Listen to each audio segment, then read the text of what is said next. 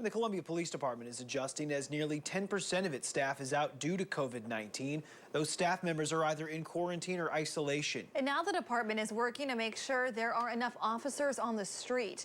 ABC 17's Sydney Olson is live at Columbia Police Department tonight. Sydney, under city policy, employees who have symptoms of the virus have to be out of work for up to 20 days.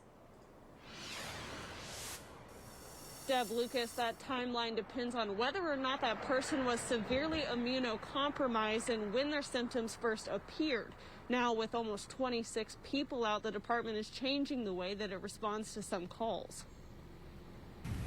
COVID has slowed down everything. In order to keep enough officers out on the streets, the police department is pulling those on special assignments like detectives onto patrol, and that's slowing down some of the workload.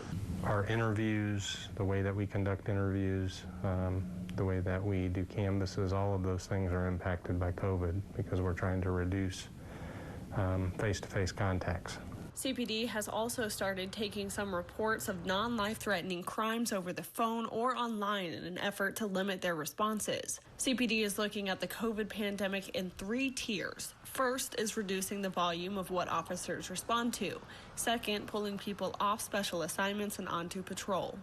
And then if things got really dicey with staffing, we would go to 12-hour shifts. Jones says he worries about officer fatigue if it comes to that. The chief also says the department is a long way from having to rely on mutual aid from MUPD or the Sheriff's Department.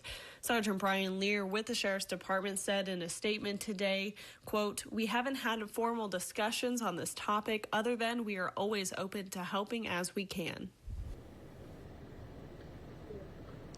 I spoke with several Columbia citizens tonight. They voiced concern about the cost of overtime and the officers' safety, but they never voiced any major concerns about the department's ability to respond to emergencies.